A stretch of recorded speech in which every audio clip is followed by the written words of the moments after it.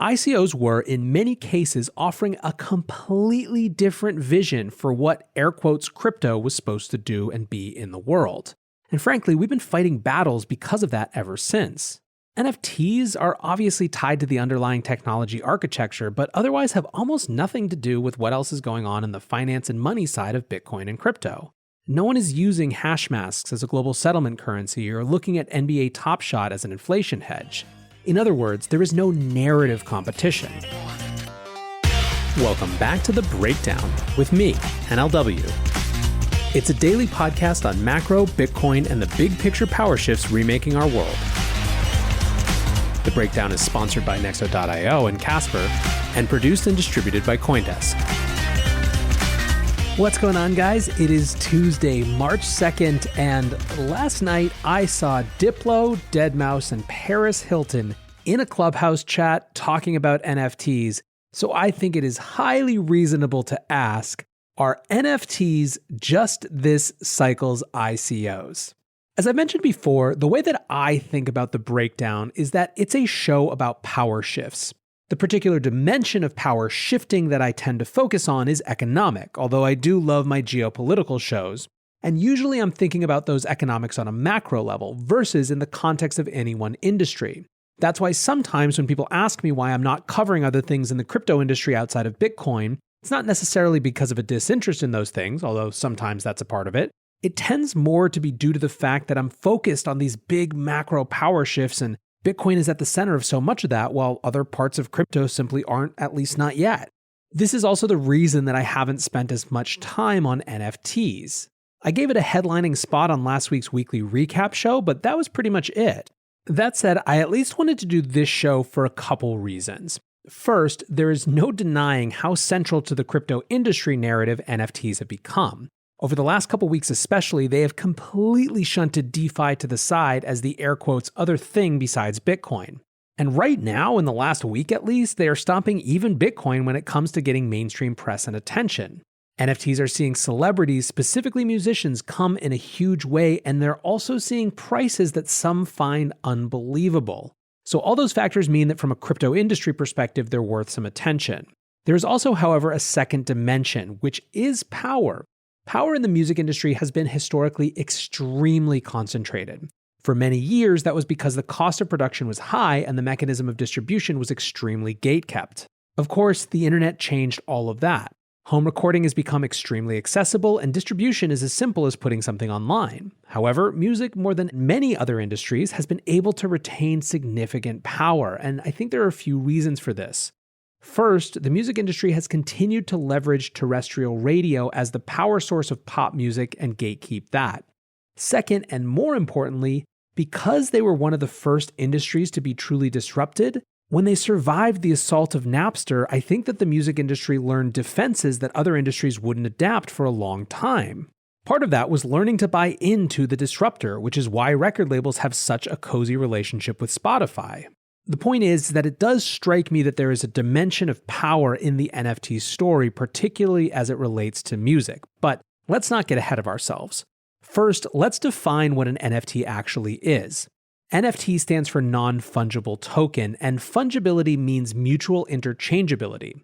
The US dollar is fungible, meaning that each dollar is mutually interchangeable with each other dollar. Bitcoin is fungible too. Any one Bitcoin is exactly the same as any other one Bitcoin. At least theoretically, because there are traceable UTXOs, some have expressed concern that certain Bitcoin could one day be flagged as dirty for having been used for illicit purposes, but that's way beyond the scope here. As designed, Bitcoin is fungible. The idea of a non-fungible token, then, is that it's a token that is explicitly not designed to be like every other one. Non-fungible tokens exist to be expressly different, to be a unique asset. If the analogy for fungible tokens like Bitcoin is fungible offline currencies, an analogy, albeit a limiting one, for NFTs is collectibles like baseball cards, Pokemon cards, or my personal favorite, Magic the Gathering cards. These physical items are like one another, but they are not mutually interchangeable. They have rarities that range from common to absolutely one of a kind, with values that tend to correspond. NFTs have been a part of the crypto industry for years. Remember the CryptoKitty craze in 2017, 2018? Yep, those were NFTs. That said, over the last few years, a lot of development was quietly brewing in the space. And also, I guess, just for the sake of being clear, there are many potential applications of NFTs that people are excited about that don't have anything to do with art or collectibles. I'm going to stay focused on that use case because that's where the attention has been most recently. And over the last few weeks especially, a lot of attention has been piling in. Why? Well, money, of course. First, there have been a lot of crypto-native projects that have seen some pretty serious prices. Hash masks were a collection of 16,000 unique digital portraits with different rarities and commanded anywhere from hundreds to hundreds of thousands of dollars. CryptoPunks were 10,000 character collectibles that were sort of in this 8-bit style. They ended up having an average sale price of $16,753 and a total value of $110 million. Second, there has been a ton of mainstream attention around the Beeple auctions. Beeple is an internet artist who had an NFT sell for $6.6 million last week via Nifty Gateway. He has another piece up for auction on Christie's right now, the first time they've auctioned off a digital-only piece of art. The current bid is at $3 million with still more than a week left. Third, there has been music overlap. Justin Blau, who goes by 3Lau, released 33 unique NFT sets, and in so doing made a total of more than $11.6 million. Every manager I follow on Instagram, and I follow a lot because I've had a long-term flirtation with the music industry, was talking about 3Lau or Blau's release, feeling like they had to go do something with it. Grimes did her own NFT sale that was structured a little differently, where there was a set of 10 NFTs, but only a few were unique versus a few that had hundreds of versions for a smaller price of just $7,500 each, and she ended up selling about $5.8 million worth of these things. Fourth, there has been some serious overlap with social media and regular collectibles. Here's the audio of a TikTok of Logan Paul explaining something he did with Pokemon cards.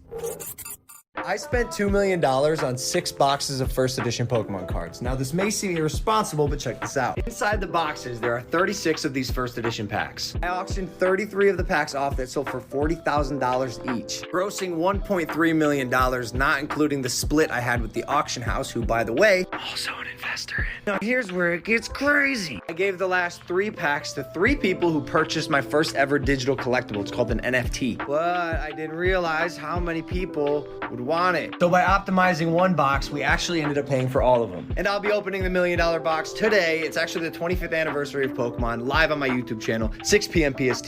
Be there. By the way, that NFT he mentioned in the video, it made him $3.5 million. He also made NFTs out of the specific box break moments from his stream that he's selling for $20,000 plus each. So let's come back to the question that started this whole piece. Are NFTs just this cycle's ICOs? When we talk about comparing something to ICOs, there are a bunch of dimensions to that I think we need to take one by one. The first is inflated prices. The second is overpromises. The third is hype celebs coming in from outside and normies getting in. The fourth is a lot of stupid BS coming along with the good stuff. And the fifth is whether they compete with Bitcoin. Let's first discuss inflated prices. This is actually kind of complicated. On the one hand, I feel like some of these, as crazy as it sounds, may not be as inflated as they seem, particularly around the ultra-premium art and music, although I'll come back to that in a minute. On the other hand, it feels nearly impossible to me that the true long-term collector's market for these things isn't being somewhat warped and potentially pretty dramatically warped by the short-term crypto speculator market. Crypto has simply had too many hits from a short-term financial perspective for money that doesn't care at all about the art to not pile in. So without any knowledge of what the quote-unquote right price is, or whether there's more room to grow before something pops, it seems nearly impossible to me that at some point there won't be some massive correction in some of these prices. Looking for the best way to unlock your crypto's liquidity? Nexo.io is exactly what you need. Borrow against your digital assets at just 5.9% APR. Earn passive income with yields of up to 12%. And swap between more than 75 market pairs with the instant Nexo exchange. Try the Nexo wallet app to get the whole 360 degrees of crypto banking. Get started at Nexo.io.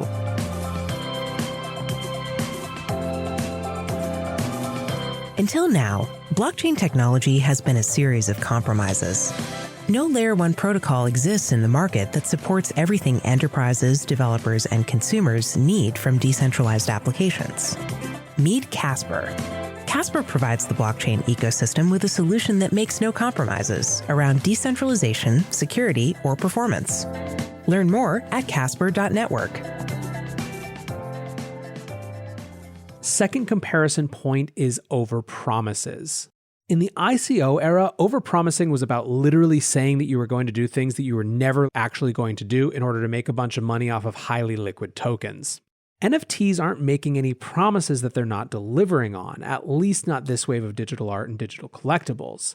Instead, what's a bigger question to me is about whether people give a crap about quote-unquote true digital asset ownership in the long term. In other words, it is obviously incredibly easy to create facsimiles of any NFT. I've seen Beeple's Crossroads, that $6.6 million selling one, about 100 times on 100 different websites that had nothing at all to do with the buyer. Which means that the value of true digital ownership has to come from either intrinsic motivation, i.e. I want to know I own it, extrinsic motivation of other people knowing I own it, or speculative value of believing someone else will want to own it more, versus anything that comes with controlling the original, because in the internet world, there is no control.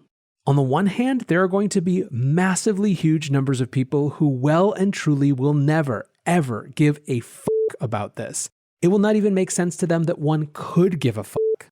Some of this will be generational, but I guarantee you that there are some Zoomers looking at this being like, yeah, don't care, that's nuts. On the other hand, it probably doesn't matter. What matters ultimately for any market is not the people who don't care about it, it's how big the market of people that do care about it is. And really the only question then is not whether a market exists, it's how big that market for NFTs is. How many different types of NFTs can exist, what its total purchasing power is, which categories of NFTs are most interesting to it. So it's not so much an overpromising on delivery issue, it's potentially that there may be some early speculator overestimating on total addressable market. On the flip side, it is at least worth acknowledging that the complete opposite may be true, and that as more of our lives move online, particularly into virtual worlds, we're still radically underestimating the size of this thing, even as we watch millions of dollars be cashed in for stuff that it feels like we could just copy-paste. All right, the next comparative dimension to ICOs is hype, and I think this is the clearest dimension in which there is a common thread. Indeed, this more than anything else is why people are asking this question right now. Last night, like I said, Paris Hilton was in a Clubhouse room talking NFTs, which she has now released. Diplo and Deadmau5 were there as well, and there was obviously the Logan Paul thing I mentioned. On top of that, there's NBA Top Shot, which is the biggest NFT by volume right now, and has every NBA team trying to figure out how the hell to get involved. Now, hype and celebrities don't by themselves damn a thing. The most worrisome to me would be the 8th tier celebrities trying to use this for sustained relevance and a quick buck. No matter what your space is, you really don't want that. On the other hand, the group whose use I'm most interested in are musicians. I tweeted the other day, something hit me last night watching Blau NFT auction. This isn't just a new creator business model. This might be the first time creators have been able to enable true markets around what they create. In other words, previous models like album sales and tickets to shows set an effective cap on what a fan spends. NFTs blow that cap off, allowing the biggest fans or speculators to set the ultra-premium price. Wildly, this means less constrained capitalism that has way more benefit to creators. Basically, the idea for me is that there hasn't really been a good way historically, not at least a highly efficient market way, to let superfans pay way more. Sure, we can talk about patronage, but the terms of something like Patreon are still set and fixed and reduce the difference between fans rather than allow markets to allow them to be unique.